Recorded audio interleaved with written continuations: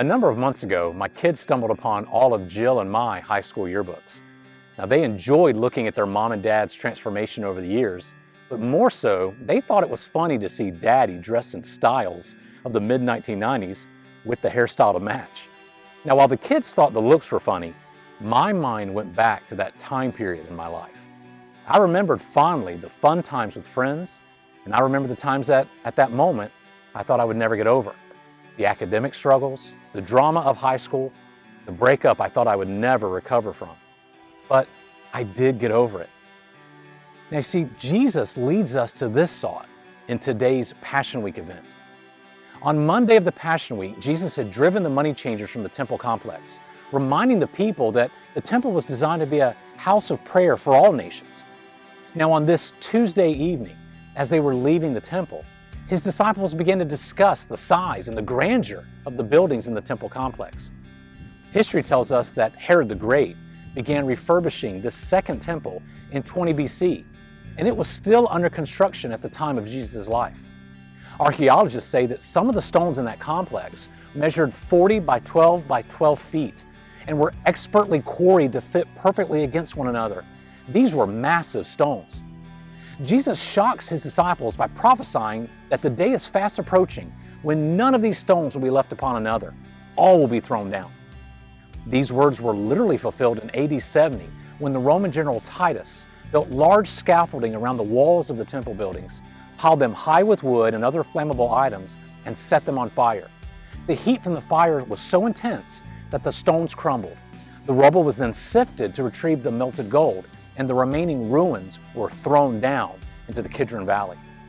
This must have been more than shocking to Jesus' disciples. Why would God allow this temple to be destroyed? Why would God allow his people to suffer? When Jesus and his disciples stopped to rest in the Mount of Olives, his disciples come to him privately and ask him about the timing of this prophecy. It says, as he sat on the Mount of Olives, the disciples came to him. Tell us, when will these things be? And what will be the sign of your coming and of the end of the age? The disciples' question relates to the timing of the destruction of the temple, as well as the close of the age and the beginning of the kingdom of God. Jesus' lengthy response subtly differentiates between these two events, the destruction of the temple in AD 70 and the second coming of Jesus to set up his kingdom. In keeping with that prophetic style, Jesus shares that the destruction of the temple serves as a picture or a foreshadowing of the worldwide divine judgment that will come upon the earth at Christ's return. Throughout this sharing of the events leading up to his return, Jesus repeatedly reminded his disciples, and us as well, to remain faithful while we wait for his coming. He then shares two parables to illustrate his point, the parable of the 10 virgins and the parable of the talents.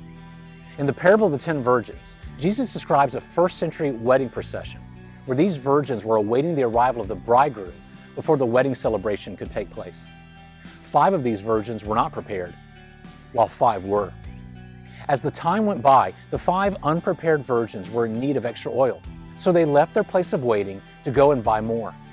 While they were away, the bridegroom arrived, and the celebration began without them. In the parable of the talents, Jesus tells the story of a man who, before going on a journey, gives 3 of his servants certain sums of money. 2 of his servants invest this money and bring in 100% increase. But the other servant, out of fear of failing his master, buries his sum in the ground to give it back to his master when he returns. When the master returns, the 2 servants who invested well are rewarded, while the fearful servant is called lazy and wicked by his master and cast out of the realm. The main theme of Jesus' discourse, reinforced by these parables, is clear. Followers of Jesus will experience increasing persecution and tribulation leading up to the final day of judgment. But they must remain faithful and vigilant and persist in faithful service to their Lord in spite of any fear.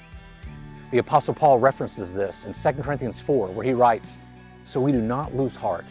Though our outer self is wasting away, our inner self is being renewed day by day. For this light momentary affliction is preparing for us an eternal weight of glory beyond all comparison, as we look to the things that are seen, but not to the things that are unseen. But for the things that are seen are transient, but the things that are unseen are eternal." To Paul, these light momentary afflictions are like the drama of high school that I was remembering while my kids were looking at the yearbook. Someday in the kingdom of God, we will look back on the pain and struggles of this life with the same understanding I had while my kids were looking at that yearbook. Beloved, the message of this Olivet Discourse is that though suffering and persecution we will experience in this life, it should not lead us to fear or faithlessness. On the contrary, our hope in the coming kingdom of God should cause us to transcend that fear, knowing that on that day, these will be seen as momentary, light afflictions.